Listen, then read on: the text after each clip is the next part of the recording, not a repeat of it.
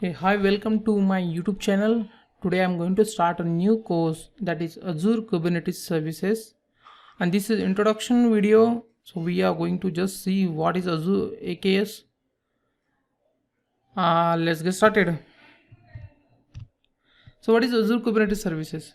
Basically, if you are familiar with the Kubernetes services which we are using or we use basically on self-hosted computers in our on-premises environment, then so in on-premises environment we are managing both nodes. So we are managing everything from the application, from the infrastructure, everything is underlying. We are managing as a DevOps administrator or DevOps engineer. But in Azure, we don't need to manage each and everything. Okay, so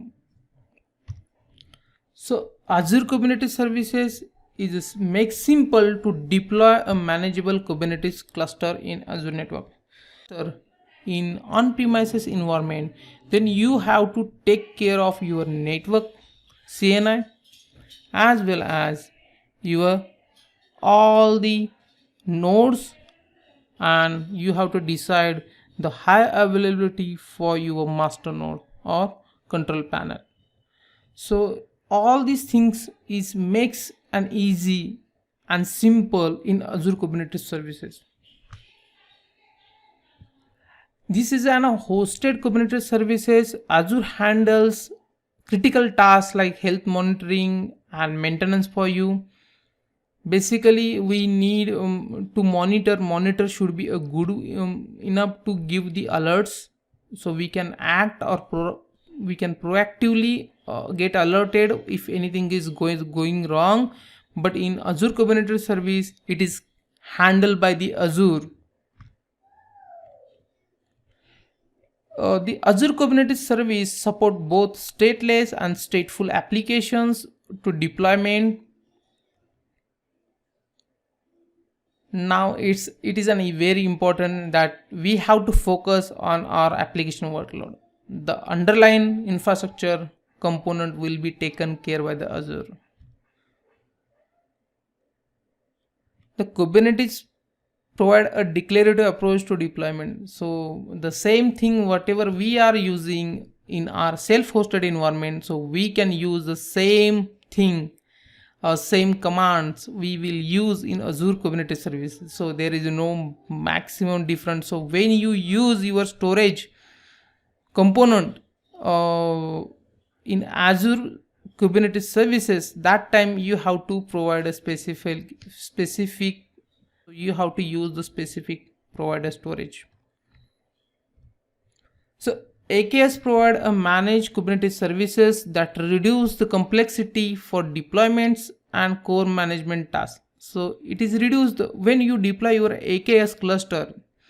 So you have to just provide you the name, your whole your resource group name. Apart from that, you have to provide the service account name. That's it. So it will automatically spin up your cluster and it is reduce the deployment. It will take care all of it will taken care by the Azure, and it is very make simple as compared to the self-hosted. The AKS control plan is managed by the Azure platform, and you only pay for the AKS nodes that you run your application. So means when you are going to use the AKS, so you have to pay for your nodes, not for the Azure control plan. So how many nodes you will introduce in your cluster, that many resource you will utilize, like virtual machine you are going to use, what sizing you are using for the node. So those you have to pay for that one. AK is built on top of the open source Azure container, Azure service engine, so AKS engine. So it is an open source Azure Kubernetes services engine. A Kubernetes cluster is divided into two components. One is control plan nodes that provide the core Kubernetes services and orchestration of application workload. A node and node pools node runs your application workload. So basically you managing your application from your control panel, and the application is actually running on your node or node pools. So this is the architect of your AKS. So the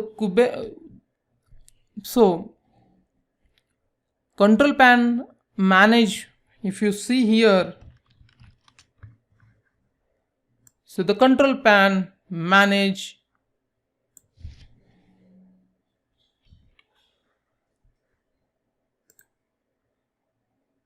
so if you see here, the control pan will be managed by Azure, and the node you are going to manage by customer. So this is the simple straightforward approach, and this is very good. You don't manage anything from your Azure control pan node, so everything will be taken care by the Azure, and you have to only manage your nodes. How many nodes you want, you can add nodes, you can remove nodes as per your requirement. You can create node pools, so whenever the workload will be increased, so you can place your application into node pools.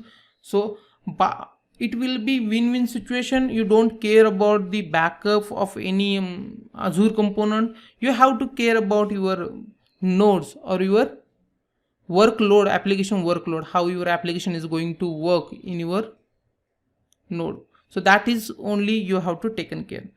So for this one, I'm just stopping here.